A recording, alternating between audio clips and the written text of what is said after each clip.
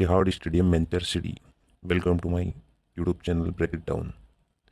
आज हम Manchester city के मशहूर इतिहाद स्टेडियम को एक फुल एक्सप्लोडेड व्यू में समझेंगे।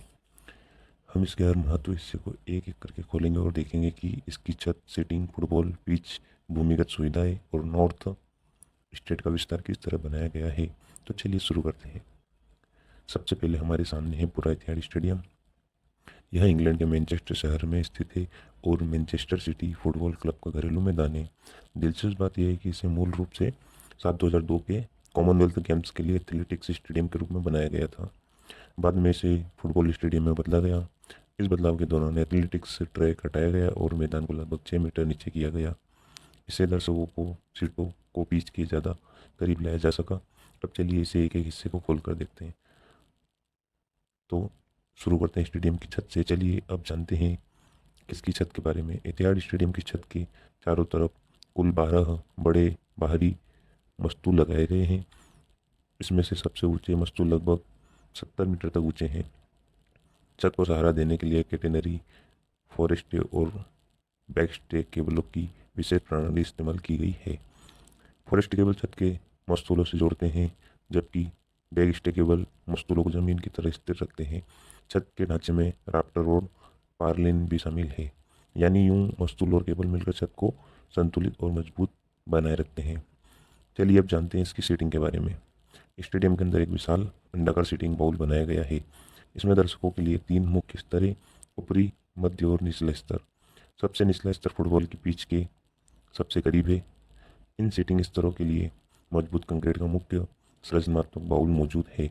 दर्शकों की आवाजाही के लिए स्टेडियम के चारों तरफ 8 बड़े गोलाकार प्रवेश मार्ग भी बनाए गए हैं। इन तरह सीटों के पीछे पूरा संरचनात्मक और प्रवेश मार्गों का सिस्टम काम करता है। चलिए अब इसकी पिच को थोड़ा गहराई से समझते हैं।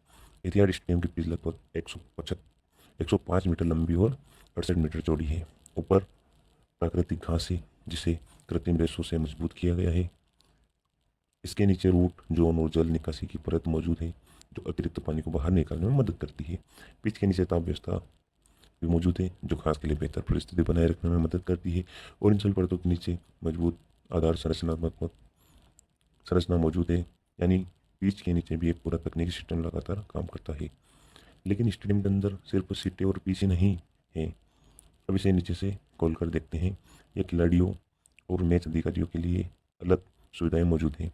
इसके अलावा प्रेस और मीडिया कमरे, बड़ी रसोई और भंडार क्षेत्र भी बनाए गए हैं। अब इस विशेष सेवा सुरंग को देखिए। इसका इस्तेमाल रख रखाव और सामान की आवाजाही के लिए किया जाता है, और इसके जरिए आपातकालीन वाहन तथा टीम की बस स्टेडियम के अंदर तक पहुंच सकती है। यानी दर्शकों को दिखाई न देने वाला पूरा स्पोर्ट्स सिस्टम स्टेडियम के अंदर मौजूद है। चलिए अब जानते हैं इसके सबसे चलिए अब आते हैं इसके सबसे नए बदलाव पर। यह है इतिहाद स्टेडियम का नॉर्थ स्टेट विस्तार। इस पुनर्विकास से लगभग 7,900 नई सीटें जोड़ी गई। इसके साथ नया होटल और लगभग 6,000 लोगों के लिए ढका हुआ फैन पार्क भी बनाया गया। ऊपर एक स्क्राइबर और प्रीमियम दर्शक क्षेत्र भी जोड़ा गया। इसे विस्तार के बाद स्टेडियम की क्षमता लगभग 68,774 हो गई, और साल 2026 में इस नए नॉर्थ स्टेडियम का नाम पेप गार्डियोला के सम्मान में रखा गया। और अब चलिए इस पूरे एक्सप्लोडेड व्यू को वापस जोड़ते हैं। नीचे है मजबूत कंक्रीट का संरचनात्मक बाउल, और उसके ऊपर कई स्तर वाली सीटिंग। बीच में है आधुनिक फुटबॉल पिच, और उनके नीचे की तकनीकी परतें। स्टेडियम के अंदर खिलाड़ियों, मीडिया, रसोई भंडार और सेवा सुरंग जैसी सुविधाएं मौजूद है। इसके ऊपर बाहर 12 मस्तूलों और केबलों से जुड़ी विशाल छत है, और इनके साथ नया नॉर्थ स्टेडियम भी जुड़ चुका है। अब ये सभी हिस्से वापस अपनी जगह पर आते हैं, तो हमारे सामने पूरा इतिहाद स्टेडियम दिखाई देता है। बाहर से सिर्फ एक फुटबॉल स्टेडियम लगता है, लेकिन इसे अंदर आधुनिक वास्तुकला और जटिल इंजीनियरिंग की पूरी दुनिया छिपी हुई है। और यही है इतिहाद स्टेडियम का असली एक्सप्लोडेड व्यू।